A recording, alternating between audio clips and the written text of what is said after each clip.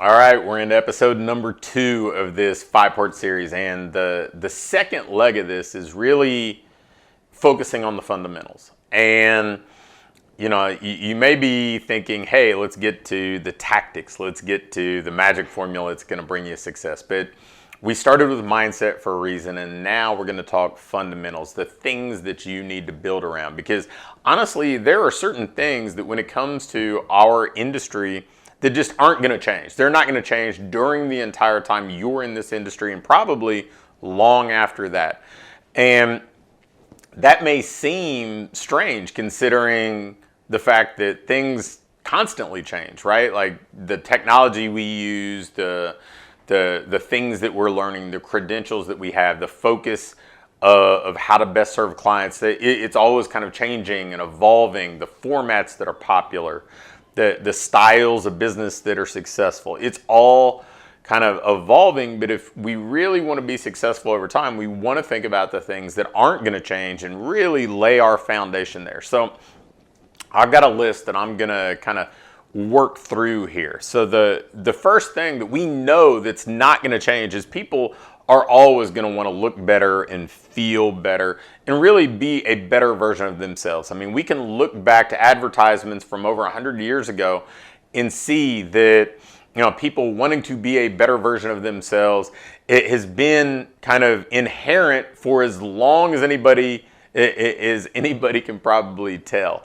And that's not going away. So we want to focus on the person that we're serving. We want to focus on the desires that they have. And maybe the converse of that, we want to also kind of pay a great deal of attention to the things that they're trying to escape, the things they're trying to get away from.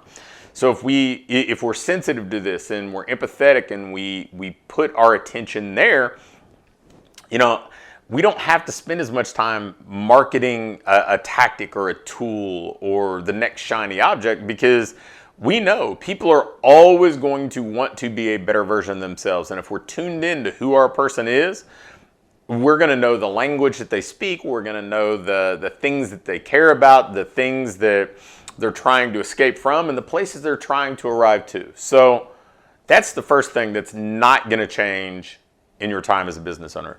The second is people are always going to do better with accountability. They're always going to be better off with somebody providing that external accountability, that sort of holding your hand approach to being successful. And this is not going to change either. I mean, we all do better with deadlines, right? I mean, if I look at my child's scholastic pursuits, right? They get projects done when there's a deadline, when there's a due date. So we need to make sure that we're providing accountability. If this was easy for people to change, if this was easy for people to get out of their comfort zone, they'd do it themselves. They wouldn't need our help. But perhaps the most important thing that we can offer in this era where information is so readily available, people can learn all sorts of things and have access to all sorts of things at their fingertips pretty much on demand, the accountability to stay the course, the accountability to persevere, the accountability to build new habits and adopt new behaviors, that's something that people are always going to need. And the better you are at providing it and the more consistent you are with it, the better off your clients are going to be. And then, kind of piggybacking that, people always do better with coaching, right? I mean, for years, we look back and we see people had mentors. They did an apprenticeship when they learned a new profession instead of maybe going to college some of the time. And that's really just coaching. It's, I'm going to teach you, I'm going to guide you, I'm going to motivate you, I'm going to inspire you. Whether we're talking about kind of stern coaching or positive coaching or whatever we want to call it, like people always do better when there's that kind of mentorship that's part of their experience. People always do better when they're not just left to their own devices to figure it out. So if we're coaching centric and maybe not program centric or tool centric, we're going to be better off, because the tools are not a differentiator most of the time, right? I mean, really all somebody needs is a valid credit card to really gain access to the thing that maybe the person using tools does to differentiate themselves. If you say, hey, I'm a kettlebell specialist, and that's our magic bullet. We train with kettlebells. Well, I can call it Perform Better and order a bunch of kettlebells, and now I am too. And yeah, somebody else may have more experience, somebody else may have better credentials, but let's face it, the prospect, the client, they don't know much of this. They're not into the credentialing side of it the way that we are. I mean, really all you have to do is think about it when you're on the other side of the fence. When you are the consumer, how do you think about credentials? I mean, do you know what college your CPA went to? Do you know what culinary school the chef at the last restaurant you went to attended? No, we don't. We worry about the experience, the result, the outcome. We worry about how people treat us. We worry about, all those things as they relate to us. What's in it for us? So that's where we need to place our focus as it relates to the clients we serve. And then, let's face it, people are always going to like convenience. People want things easy. I mean, if we think about businesses that have really kind of thrived over the past handful of years, Amazon is the first that comes to mind. Things delivered to you conveniently, right? I mean, it went from, hey, I can order stuff online, it'll be shipped to me, to 2-day shipping, to next day shipping, to same day shipping. Everything being as convenient as possible. And then, even if we think about Apple basically, Apple delivered a phone to our pocket, basically. So all the things that we could do in the past, now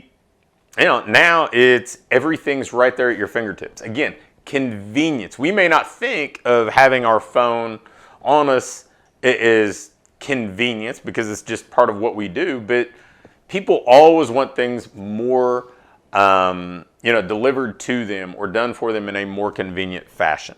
And then, I think a lot of us in our industry get caught up in pricing, right? And we think, okay, I need to be the cheapest.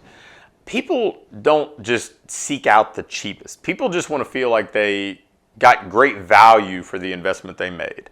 And if you think about it in that way, you don't have to be the cheapest. It's just nobody wants to feel like I paid $100 for something and it was only worth $50.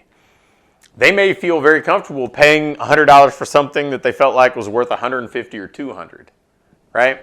So don't feel like you have to win by being the cheapest. You don't have to be Planet Fitness. You don't have to be the Walmart of your marketplace. What you do need to do is make people feel like whatever they got, they received a great value for the investment that they made. And that investment probably goes beyond just the monetary side of it. Goes into the time that they invested, the effort, the emotional spend that they've made to get whatever result that they're getting, to get the feeling that they're experiencing. So make sure that we're sensitive to the value somebody gets. So like when people talk to me about, hey, I want to raise my rates, well, part of this is just making sure that people still feel like it's a bargain. People aren't going to balk at somebody raising the price by $10 a month if they feel like, man, this is the best part of my day. This is the best part of my week. I wouldn't give this up. I'd give up all these other things in my life, but I wouldn't give this up. But if somebody already feels like, man, that's already probably teetering on not being a great deal for me, then when we raise our rates, then that's just an excuse for them to move on. And then, people are always going to want to be part of a community. Not everybody wants to, not everybody wants the same community experience. So when I say that, don't think that means group training is the answer. It's just people want to belong to something that allows them to feel important. So think about that as kind of meshing together. Community and importance, like people don't mind, even introverted people don't mind being part of a club. They just want a different experience from the club, right? They want solitude or, they don't want the high energy overwhelm of the crowd, that sort of thing. But they want to belong to somewhere that values them. Everybody wants to belong to something that makes them feel important. We gravitate to places where we're going to be treated well, where we feel valued, where we feel appreciated, where we're acknowledged. And if you keep that in mind, if you can make the things that you do the best part of your client's respective day, or at least kind of setting the tone for their day, it makes their day better. It's kind of a springboard into the way they want to feel and the daily experience they want to have, then you're going to be in great shape. So those are the fundamentals, the kind of foundational elements. We've covered mindset. We've covered the foundational elements. Next episode, we're going to move into maybe more of the focal point of the service that you provide and how you're going to kind of make sure that you're providing a service that's attractive to prospects and that really delivers for clients, not just in the result that they want, but through an experience they enjoy. Thanks for watching. If you click the first link in either the description or the link in the pinned comment, you can get my latest book, The Ideal Business Formula, for free. And if you like this video, hit the thumbs up button for me. If you have any questions or comments or video requests, leave me a comment below and I'll be quick to respond. And lastly, make sure to hit the subscribe button. I'm posting videos weekly now, and if you turn your notification bell on, you'll be sure to get them all.